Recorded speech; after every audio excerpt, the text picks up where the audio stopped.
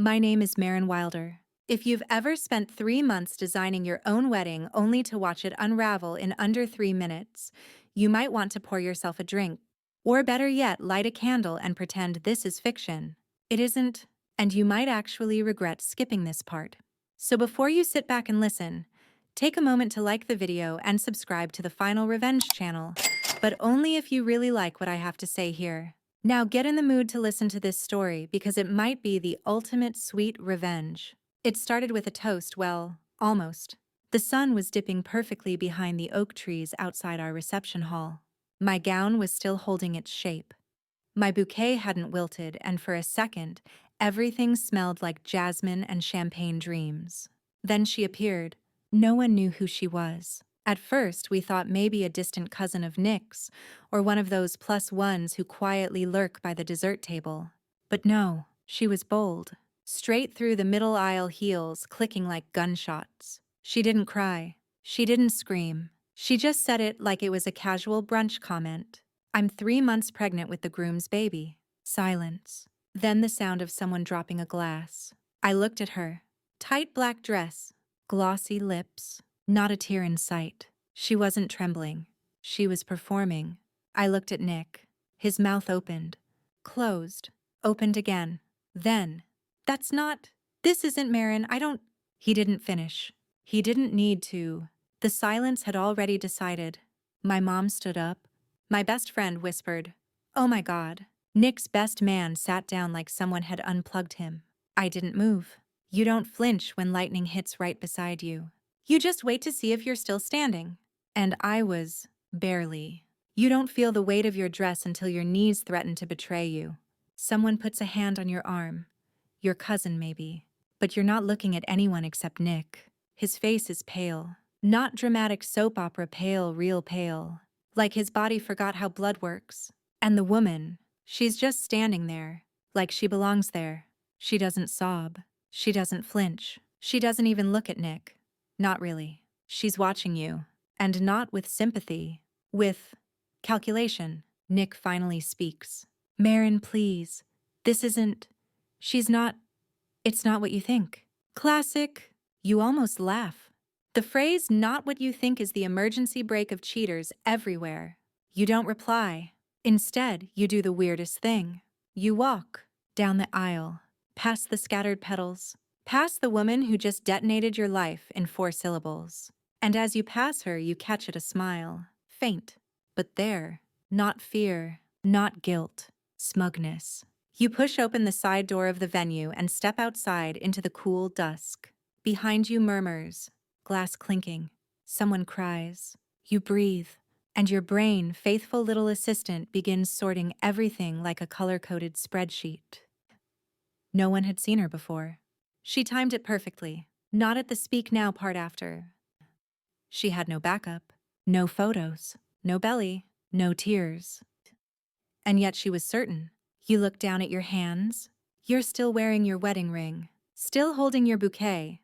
You feel like an actor who missed her cue and is waiting for someone to yell "cut." But no one does. You go back inside. Slowly. The room is quieter now. Your guests look unsure. Should they leave? Should they hug you? Is the open bar still open? Nick is by the altar talking to his sister. The woman is gone. Just gone. You say nothing. You sit. And for the first time in your life, you decide. This story will not end with you crying in a bathroom. Not this time. You shuffle out of your gown like it's made of betrayal. 27 buttons. Each one fastened with hope earlier that morning, now undone with the precision of someone packing up a life before it's even started. Your best friend Jess hovers nearby, mascara smeared, but she doesn't say much. She's smart like that. Words wouldn't help, not now. You sit on the edge of the velvet bench in the bridal suite, legs crossed, phone in hand, heart doing Olympic-level cardio. Nick is outside somewhere. Texting. Begging. Panicking. You check your phone. No messages from him. Just a notification. Who even is Lexi? Tagged you in a story. You blink. Lexi. Apparently she has a name. You tap. It's a photo. Your wedding. The room. The dress. Her in the background. Caption. When life gives you the spotlight, don't waste it. Oh, okay. You don't get mad. You get intrigued. She wanted to be seen. And now she is. You Google her. You don't even feel guilty about it. First rule of digital blood sport. If they strike first, you research harder. Instagram, open. TikTok, loud. Pinterest board titled Unbothered but Prepared. You spot the same dress she wore today in a selfie from 3 weeks ago. Caption. Power is knowing your worth before they do. No mention of Nick. No bump. Just vibes. Your phone pings. It's Nick. Please. I can explain. Can we talk? You type back. Sure. In front of my lawyer. You don't have one. Yet. But the bluff makes you feel like you've just taken your first full breath since the aisle cracked beneath your heels. Jess hands you a pair of leggings and a sweater. You change. You breathe. You blink and feel your eyes burn, but no tears fall. Because your brain is shifting from bride to detective, and you've got a suspect who just performed her debut act at your wedding. Let the curtain rise. The first thing Nick says when he walks into the cafe is, "I didn't know she was coming." Not, "I'm sorry." Not, "Are you okay?" Just that, like it's a weather report. You stir your coffee slowly, watching the milk swirl like smoke. "I didn't know she was coming."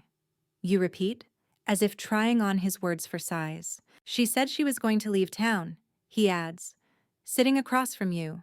Like it's a business meeting, not a post-nuclear relationship fallout. She also said she's 3 months pregnant." You remind him not that he needed reminding. Nick rubs his hands together.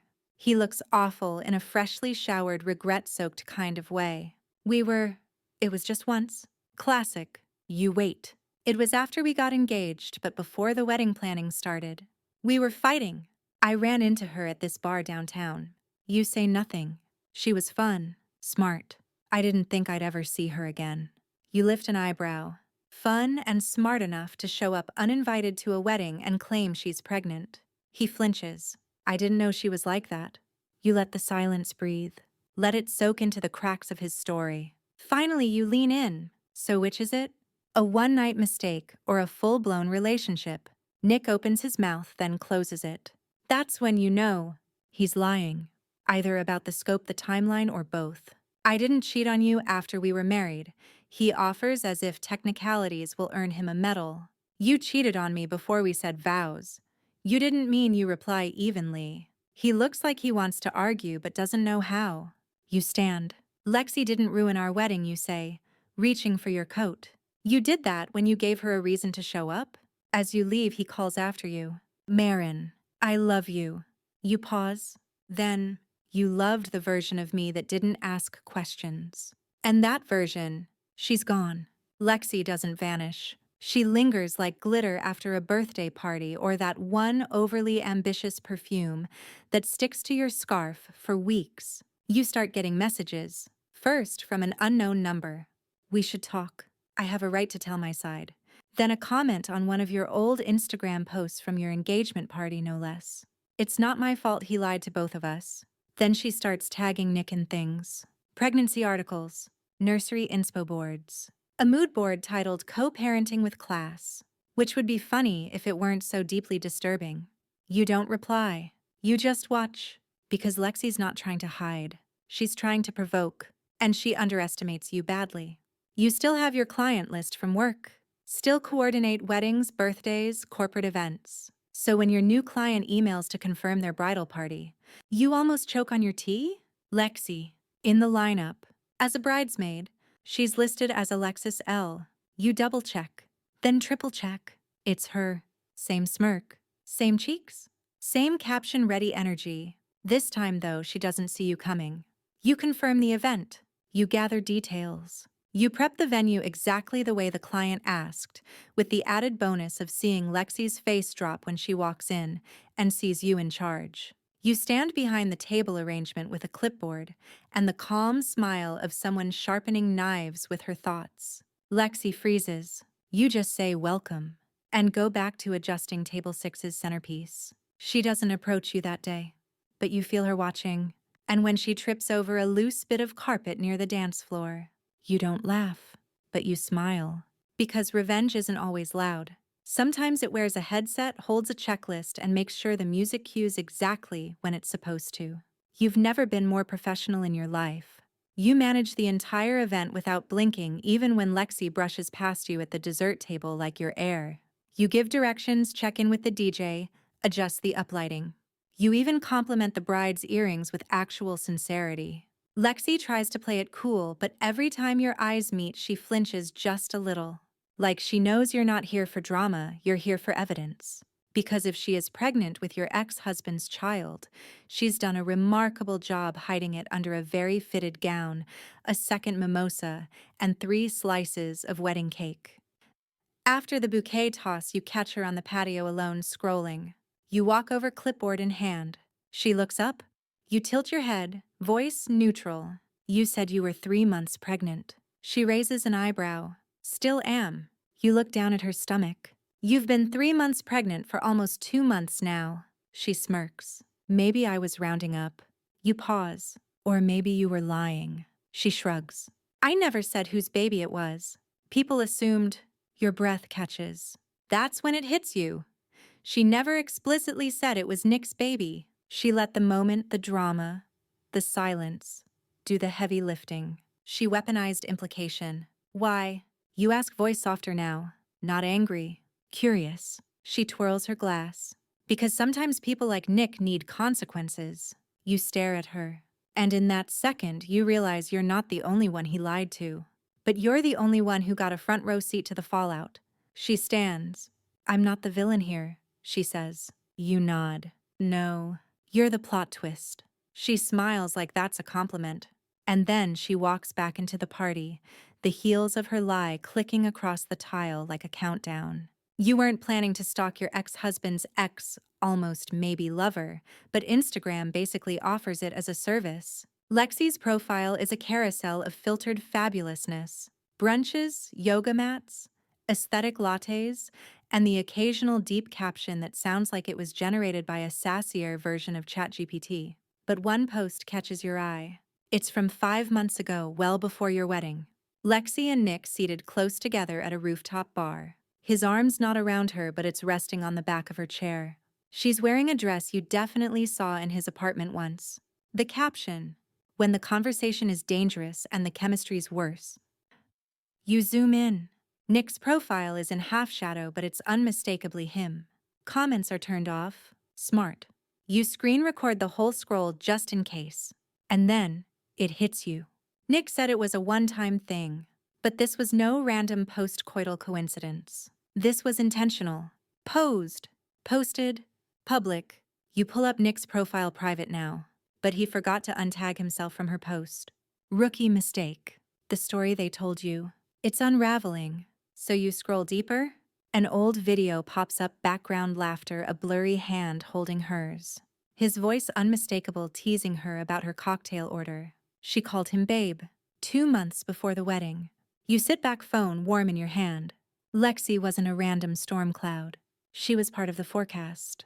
You screenshot everything, start a folder. Truth vows.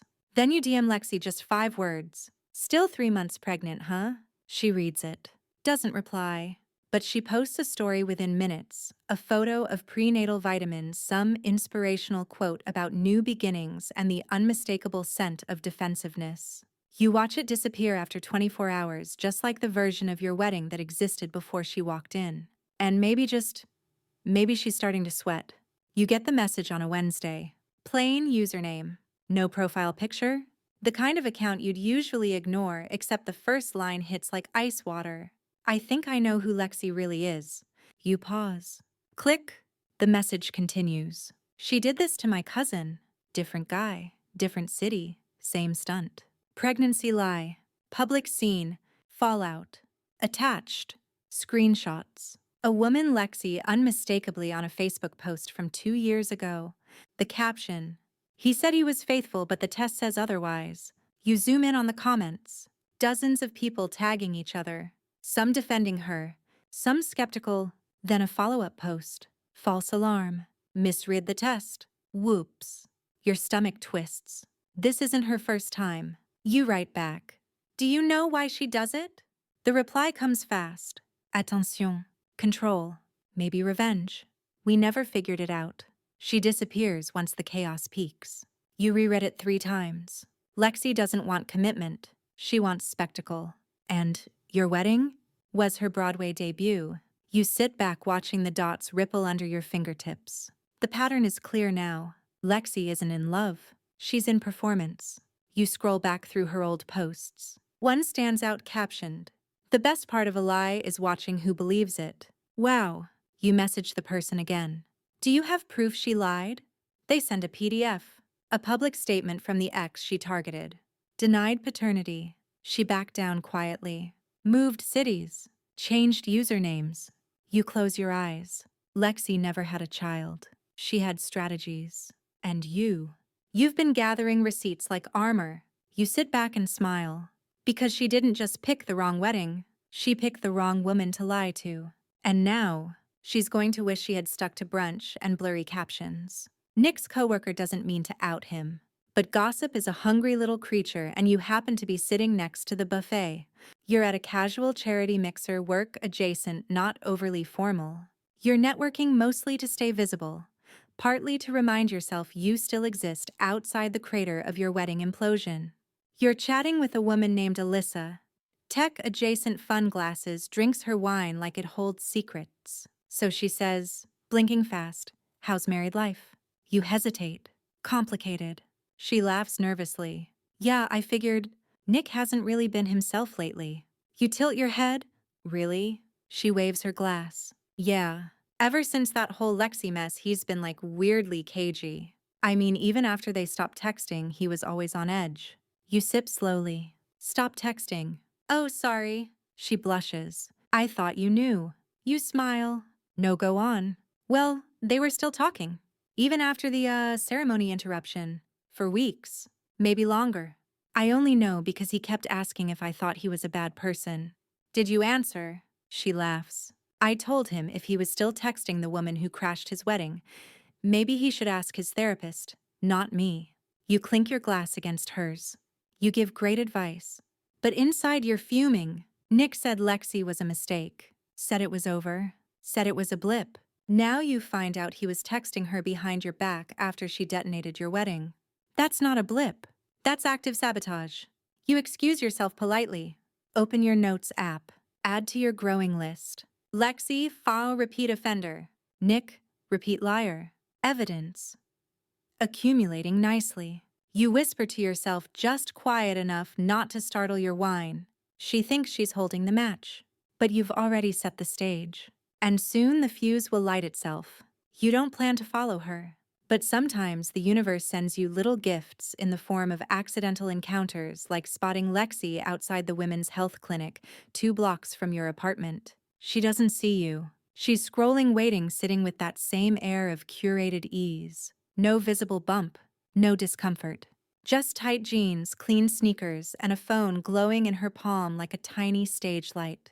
You don't approach. You watch. She's called in after 15 minutes. You wait another 30.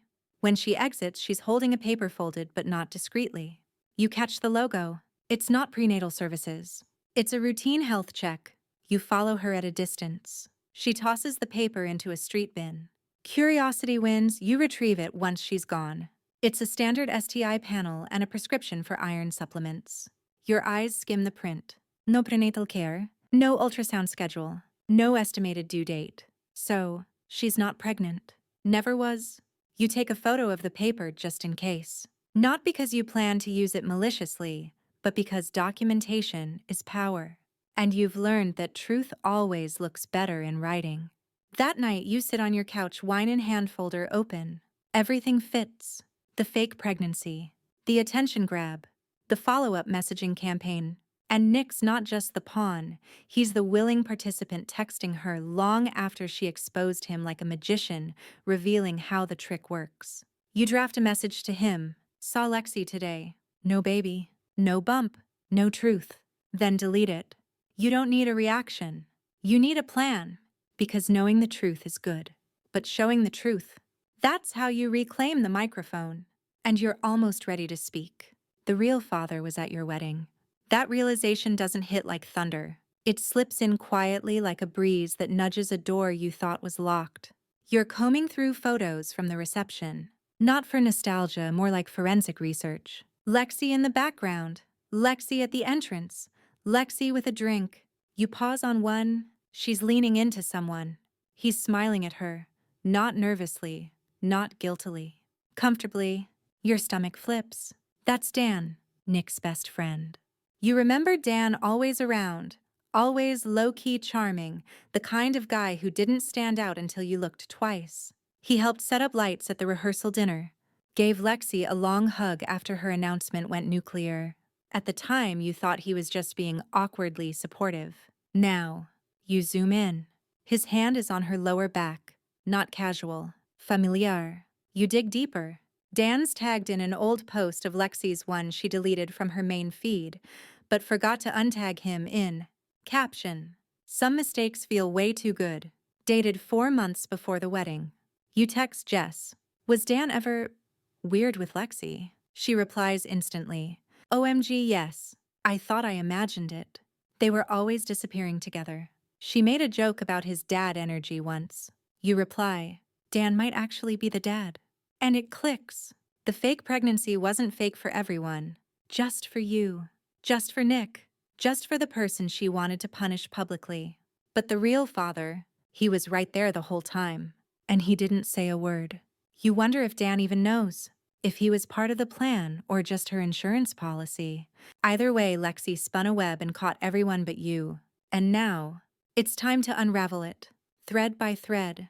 You invite her to brunch. Not a fake brunch. Not a meet me here and watch me leave kind of trap. A real invitation. Neutral setting. Mimosas optional. Lexi accepts. She shows up in an oversized blazer and confidence that doesn't quite fit. She smiles like your old friends. Like this is all just performance art with an encore. I have to say, she begins. You handled that wedding thing surprisingly well. You sip your coffee. It wasn't my first time watching someone lie under perfect lighting. She laughs like you're joking. You're not. She leans in. So what's this about? Closure. Forgiveness. A woman-to-woman moment. You lean in too. Truth. Lexi pauses, but only for a second. Truth is subjective. You slide your phone across the table. On it, a still frame from your wedding video. Her leaning into Dan. Then the Instagram post captioned, "Some mistakes feel way too good." Then, the health clinic form photographed discreetly time-stamped with no mention of pregnancy. Lexi's smile twitches. You keep your voice calm. You weren't pregnant. Not with Nick's child. Maybe not anyone's. But if you were... The father was sitting 5 feet away clapping after your performance. Silence. Then soft. I never said it was Nick's. No, you agree. You just let everyone think it. Big difference. Lexi looks at her hands. Her nail polish is chipped. For once, she looks unedited. He hurt me, she says quietly. Ghosted me. Lead. Then posted your engagement like I never existed. You nod. That tracks. But instead of texting him back, you detonated my wedding. I didn't think it'd get that far. It always gets that far, you say. When you confuse pain with power. She exhales. So what now? You expose me. Humiliate me. You smile gently. Oh, Lexi, I don't need to expose you. You tap the phone screen. You've already done that yourself. You plan it like a wedding, but this time, no one's getting married. It's a charity gala. One of your clients, an art foundation with deep pockets and a love for dramatic lighting, is hosting. You offer to coordinate pro bono, which buys you creative control. Theme, reflections. Venue, glass walls, candlelight, and a sleek digital projector for the interactive installation. Guests, anyone who's ever misjudged you, including Lexi. You send the invite subtly, no grand gestures. Just her name on the list, +1. You don't expect her to bring Dan, but she does. When she arrives, she looks like a magazine cover, smooth bun, designer shoes, that same untouchable smirk. You greet her with a glass of sparkling water and a nod that says, "Welcome to Act 3. After cocktails, the room dims. Your voice soft over the mic. Thanks the guests, praises the donors, and invites them to turn toward the installation wall. The lights dim further. A loop begins to play. Clips from weddings, real ones, snapshots of joy. Then a slow fade into stills. Social media posts, captions, timelines. Lexi's posts. Nick's photos. Dan's blurry face in the background slowly brought into focus. The final slide is simple. When the lie becomes performance, the truth becomes art. No names, no accusations, but enough for everyone to see the puzzle pieces lock into place. You step back from the mic. Lexi stands frozen. Dan looks like he just realized he sat down on a landmine. You walk past them smiling politely. No one claps. But no one looks away. You made your point. Without shouting. Without breaking. Without lifting a finger except to tap play. And in that room full of curated elegance, the only thing louder than your silence is their collective realization. You didn't just survive the lie. You framed it. You don't post a recap. You don't share photos. You don't even tag the event. Because true revenge, real revenge, doesn't ask for applause. It leaves a lingering taste, one that makes people question what they saw and what they assumed. But others post the guests, the influencers, the woman from Table 9 who gasped when the projector lit up and muttered, "Is this real?" Comments swirl. Screenshots fly. Someone tweets, "This event just exposed the wildest wedding sabotage ever," and no one even raised their voice. You get messages, dozens, some from people you barely know, some anonymous, a few venomous. Lexi vanishes offline. Nick doesn't. He sends an email. You didn't have to do that. You reply, neither did you. And yet, done. Radio silent. Your inbox floods with new client inquiries. Everyone wants the event designer with a sense of narrative. You take a few decline most. Because you're tired, not in a defeated way. In a job well done kind of way. You sit in your apartment one evening, legs curled under you watching a candle flicker. It smells like sea salt and memory. Your phone buzzes. Jess. So, closure. You write back. More like authorship. Because the story they tried to write for you, the one where you're humiliated, broken, discarded, you rewrote it. Carefully. Patiently. With full creative control. Not a meltdown. Not a viral rant. A reveal. And now, you don't need to prove anything to anyone. Especially not them. You look at the folder on your desktop labeled Wedding. You rename it Chapter 0, then delete it. Not because you're running from it, but because the next part of your story doesn't need their voices in the background, only yours. You go back to the garden, not the wedding venue, the real garden. The one behind your childhood home. The place where you used to pretend flower petals were invitations and tree roots were pews. You bring a small speaker, a thermos of tea, and your vow book, the one you never got to read past page 1. You sit on the grass, cross-legged, wind brushing your hair back like it knows you're listening. Then you open the book. You read them aloud. Not for an audience. Not for Nick. Not even for Lexi, wherever she's hiding now behind filtered silence. For you. Because those vows, they weren't wasted. You still believe in love, in promises, in soft-spoken strength. You just had to unlearn who deserves those things. You say them quietly, one by one. You even laugh a little at the part where you wrote, "I promise to forgive your bad cooking and pretend to love your playlist." You close the book, and then you stand. There's no applause, no kiss, no DJ fading in a love song, just you. Still standing, you walk back to your car, barefoot shoes dangling from your hand. At home, you light one more candle. Then you post a photo not of the wedding, not of Lexi, not of the drama, just a picture of the garden captioned, "I took the vows again. This time just for me. No hashtags, no tags." But in the silence, it echoes louder than any announcement ever could. You don't need closure. You have clarity. And sometimes clarity is the final vow. There's something powerful about silence. Not the kind that comes from fear or from shrinking back into yourself, but the kind that fills a room after the truth finally speaks. Lexi thought she was creating chaos. Nick thought he could control the narrative. But neither of them understood the quiet strength of someone who listens first and then chooses when to speak. I didn't need to scream. I didn't need to beg. I didn't even need to prove I was right. Because the truth, when handled patiently, has a rhythm.